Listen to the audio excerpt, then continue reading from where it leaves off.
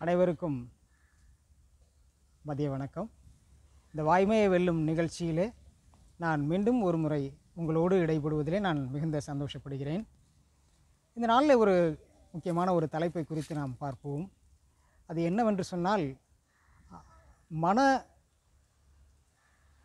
மகிழ்ச்சிக்கு நமக்கு தடையாக இருப்பது எது என்று சொல்லி ஒரு சில விஷயங்களை பார்த்தோம் என்று சொன்னால், மன சலிப்பு என்ற ஒரு காரியம்தான் இந்த மன மகிழ்ச்சிக்கு எதிரியாக இருக்கக்கூடிய ஒரு விஷயம். அப்படி என்று சொன்னால், இந்த மன சலிப்பு எப்படி உருவாகிறது வாழ்க்கையில்?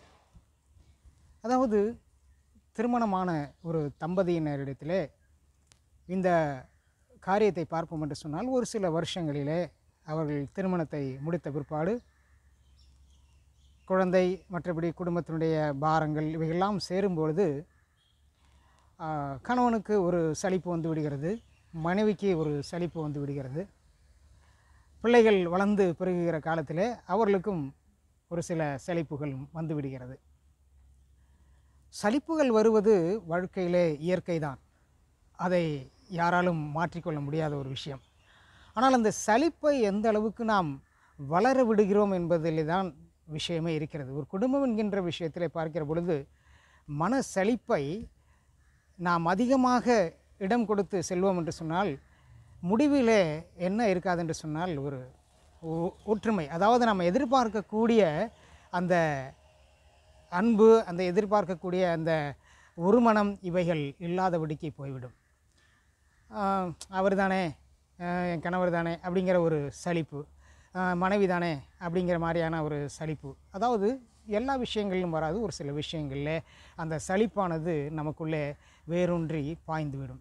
அப்படி பாய்ந்து செல்கிற பொழுது அந்த சலிப்பை எவ்வளோ தூரத்துக்கு நாம் கொண்டு செல்கிறோம் என்பதில் தான் இருக்கிறது. அதாவது பயிருக்கு எப்படி களை தேவையற்றதோ அதை அவ்வப்பொழுதே நறுக்கி சுத்தமாக வேரோடு எடுத்து போடும்போது தான் அந்த பயிர் நன்றாக வளரும். அதுபோல் இந்த மன செழிப்பை எவ்வளோ தூரத்துக்கு நாம் இடம் கொடுத்து நாம் செல்கிறோமோ அது கடைசியிலே ஒரு பிரயோஜனமுமே இல்லாதபடிக்கான ஒரு வாழ்க்கையை நாம் வாழும்படியாக போய்விடும்.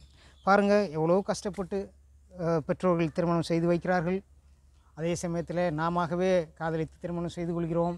இப்படியெல்லாம் நடக்கிறது வாழ்க்கையில். ஆனால் ஒரு சலிப்பை நாம் ஏற்படுத்தி கொண்டு விடுவோமானால் அதில் ஒரு பிரயோஜனமே இல்லை. அந்த மன சலிப்பை அந்த நேரத்திலே நாம் கலைந்து போட்டு விட வேண்டும். இருவருமாக, கணவன் மனைவியாக இருக்கட்டும், அல்லது பெற்றோர்கள் பிள்ளைகளாக இருக்கட்டும், பெற்றோர்கள் பெரியவர்களோடு இருக்கக்கூடிய உறவுகளாக இருக்கட்டும், எந்த சூழ்நிலைகளாக இருந்தாலும் சரி, ஒரு நல்ல ஒரு எஸ்டாப்ளிஷ்மெண்ட், ஒரு நிர்வாகம் இருக்கிறதுன்னு சொன்னால் அதிலும் கூட அந்த ஒரு சலிப்பை நாம் இடம் கொடுத்து செல்வோம் என்று சொன்னால், அதாவது அவுட்புட்னு சொல்லுவாங்க, அந்த நம்ம என்ன எதிர்பார்க்கிறோமோ அந்த எதிர்பார்ப்பு ஒரு சுமூகமாக இருக்காது. ஒரு நல்ல எப்படின்னு சொன்னாக்க ஒரு சந்தோஷமான ஒரு சமாதானமான ஒரு முறைகளில் அது இருக்காது. இன்றைக்கு நிறைய பேர் அப்படிப்பட்ட ஒரு சூழ்நிலையில் தான் இந்த உலகத்தில் வாழ்ந்து கொண்டிருக்கிறார்கள். மனசெழிப்போடு என்னப்போ அப்படின்னு சொல்லிட்டு. ஸோ இதை நம்ம குடும்பத்துக்குள்ளே முதலாவது இதை நாம் கலைந்து போடக்கூடிய ஒரு தன்மையில் இருக்கிறோம். உடனடியாக அது குறித்த விஷயத்தில் பேசி நாம் சரி செய்து விட வேண்டும். நம்ம என்னத்தை அந்த உலகத்தில் கொண்டு வந்திருக்கிறோம் அல்லது கொண்டு செல்வதற்கு. வாழ்கிற இந்த ஒரே வாழ்க்கை எவ்வளவு எத்தனை நாளைக்கு என்பது இப்போ இந்த காலகட்டங்களில், இந்த நவநாகரிகமான காலகட்டங்களே நமக்கே தெரியாது. அப்படிப்பட்ட ஒரு நிலைமையில் வாழ்ந்து கொண்டிருக்கும் மனிதனுடைய ஆயுசு நாட்கள் கிட்டத்தட்ட பலத்தின் மிகுதினாலே ஒரு 70 வருஷம் என்று சொல்கிற பொழுது, நாம் இதிலே எவ்வளவோ நாம் கசப்போடு நாம் வாழ்ந்து விடுகிறோம். இந்த கசப்போடு வாழ்வதனால் என்ன நமக்கு பயன் இருக்கிறது சொல்லுங்கள்? இன்றைக்கி ஒரு ரூபாய் இருந்தாலும் நாம் என்ன செய்யக்கூடாதுங்க, மனசெழிப்போடு வாழக்கூடாது. இன்றைக்கி 100 ரூபா இருந்ததுன்னா மனசெழிப்போடு வாழக்கூடாது. 100 கோடி இருந்ததுனாலும் மனசெழிப்போடு இருக்கக்கூடாது. எது நம்மள்கிட்ட இருந்தாலும் சரி இல்லைனாலும் சரி, நம்ம மனசெழிப்பு அற்றவர்களாக வாழும்பொழுது நிச்சயமாகவே நம் மன உற்சாகத்தை அதிகமாக வளர்த்து கொள்ள முடியும். மன உற்சாகம் அப்படிங்கிற ஒரு விஷயம் ஏன் நமக்கு நம்ம வாழ்க்கையில் வளர வேண்டும் அப்படின்ட்டு சொன்னால், மன உற்சாகம் இருக்கும்போது தான் நம்முடைய ஆரோக்கியமானது நல்ல முறையில் இருக்கும். நம்முடைய ஆரோக்கியம் நன்றாக இருக்கும்போது தான் நம்முடைய குடும்பம் நன்றாக இருக்கும். நம்முடைய குடும்பம் நன்றாக இருக்கும்போது நம்முடைய பிள்ளைகள், நம்மை சுற்றி இருக்கக்கூடியவர்கள் நன்றாக இருப்பார்கள். ஆக மனிதனுடைய வாழ்க்கை என்பது என்னவென்று சொன்னால் ஒருவருக்கொருவர் அனுசரித்து வாழக்கூடிய ஒரு வாழ்க்கை, ஒருவருக்கொருவர் புரிந்து கொண்டு வாழக்கூடிய ஒரு வாழ்க்கை, அன்பை பகிர்ந்து கொள்ளக்கூடிய ஒரு வாழ்க்கை, சலிப்போடு வாழக்கூடிய வாழ்க்கை அல்ல. சலிப்போடு வாழ்வதற்காக மனிதன் படைக்கப்படவில்லை, மனுஷி படைக்கப்படவில்லை. இருவரும் சந்தோஷமாக இருப்பதற்காகத்தான் இந்த உலகத்தில் அவர்கள் படைக்கப்பட்டார்கள்.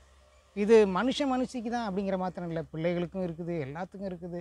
எல்லா சூழ்நிலைகளுக்கும் மனுஷனை பிறந்த எல்லாத்துக்கும் இருக்குது. சிறுபாலாரிலிருந்து பெரியவர் வரைக்கும் இது பொருந்தும். அந்த மன செழிப்பை நாம் என்ன செய்து விட வேண்டும், உடனடியாக அகற்றி போட்டு விட வேண்டும். பேச வேண்டும். ஒரு முறை பேசும்போது என்னப்போ அப்படின்னு தான் சொல்லுவாங்க. ஆனால் அடுத்த முறை பேசி அந்த சலிப்பை எடுத்து போட்டு விட்டு, ஐயோ என்னுடைய கணவர், ஐயோ என்னுடைய மனைவி, ஐயோ என்னுடைய பிள்ளைகள் அப்படிங்கிற ஒரு எதிர்பார்ப்பு, ஐயோ என்னுடைய பெற்றோர்கள், என்னுடைய மாமனார் மாமியார், என்னுடைய உறவுகள் அப்படிங்கிற ஒரு மனப்பான்மையை நாம் வளர்த்து கொள்வோம் என்று சொன்னால் இந்த மன சலிப்பை முறித்து அன்பெனும் ஒரு பூந்தோட்டமாக என்னுடைய வாழ்க்கையை நிச்சயமாக மாற்ற முடியும். அப்படி அன்பெனும் ஒரு பூந்தோட்டமாக இந்த உலகம் மாறுகிற பொழுது மனித சமுதாயம் தழைத்தோங்கி நிற்கும். அப்பொழுது எத்தனை பெரிய காரியமாக இருந்தாலும் நாம் சாதித்து விடலாம். ஒரு மலையே நாம் பெயர்க்கக்கூடிய சக்தி அந்த மன உற்சாகத்தில் நமக்குள்ளே வந்துவிடும். ஆக நாம் எவ்வளவோ மனுஷர்களாய் பிறந்தவர்கள் சாதிக்க பிறந்திருக்கிறோம். மன செழிப்பினாலே நாம் நம்முடைய ஆரோக்கியத்தை கெடுத்துக்கொள்ளாதபடிக்கு மன உற்சாகத்தினாலே நாம் நிரம்பி நாம் அநேக காரியங்களை சாதித்து இந்த உலகத்தில் நல்ல ஒரு ஹியூமன் ரிசோர்ஸஸ், அதாவது மனித வளம் என்று சொல்வார்களே, மனித வளம், அந்த மனித வளத்தை நாம் மேம்படுத்துவோம், உற்சாகமாக இருப்போம், பெரிய காரியங்களை செய்வோம், தேசத்தை நாம் பாதுகாப்போம். நன்றி, வணக்கம்.